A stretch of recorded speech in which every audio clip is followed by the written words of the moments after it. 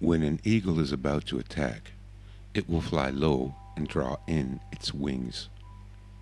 When a fierce cat is about to strike, it will fold back its ears and crouch low. When the sage is about to move, he will certainly display a stupid countenance. From the 6 secret teachings of the Taigong. Feigning madness requires you to hide behind the mask of a fool, a drunk, or a madman to create confusion about your intentions and motivations, to lure your opponent into underestimating your ability until overconfident, he drops his guard. The tactic of pretending to be insane is an age-old strategy in the Far East, and according to the historical records, has been used successfully dozens of times. Most people have an aversion to crazy people and will avoid any interaction with them. If you want to be left alone and slip under the radar, pretending to be crazy is a tried and true tactic. I have personally used this tactic several times, and it allowed me to avoid and escape being arrested by the Thai Border Patrol when I was detained and searched while carrying drugs in the Golden Triangle. But that story I will tell another time.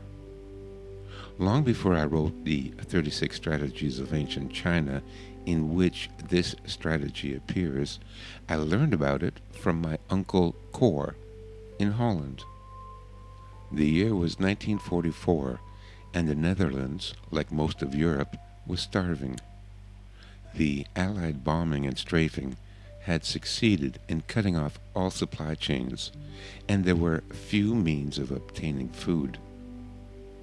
My grandfather, who had worked for the Dutch government agricultural department, had made many friends among the local farmers for his lax enforcement of government regulations. He sided with the farmers against the government bean counters, and the farmers respected him for that. When the war started, the farmers told my grandfather that if he should ever go hungry, to come to them, and they will make sure his family was fed. Let me pause here in the story to remind people how important it is that you support local growers and producers and buy from farmers' markets. When the famine starts, these people may save your life. Towards the end of the war, when everyone was hungry, my grandfather took up the farmers on their offer, and he would send one of his 2 sons to walk the 20 miles into the countryside and visit one of the farms. There, they would be given some potatoes, leeks, cabbages, a couple of dozen eggs, and some sausages or a chicken, which my grandmother would fashion into dinners for the family. On one such trip, Uncle Cor, who was about 14 at the time, was coming back from the farm run with his sack of goodies when he saw a German checkpoint set up at the entrance to the town. It was now past curfew, and the soldiers were certain to stop and question him.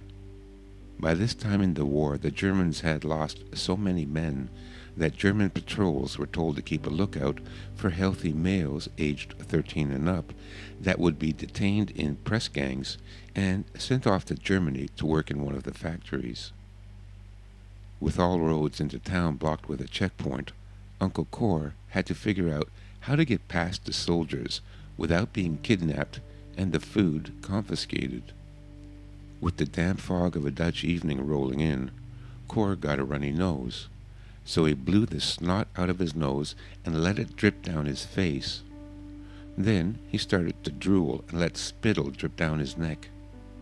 Then he hunched up one shoulder and cocked his arm at a strange angle, and, dragging his right foot on the ground, he approached the checkpoint.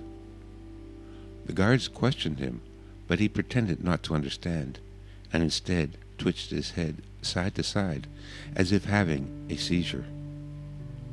The guards came to the conclusion that Uncle Cor was mentally deficient and would be no use in a German factory, so they let him pass. That story has been told in the family for years, and ever afterwards Uncle Cor's nickname was the Gimp. Admittedly, this tactic requires some acting skills, and, as always, the ability to brazen it out.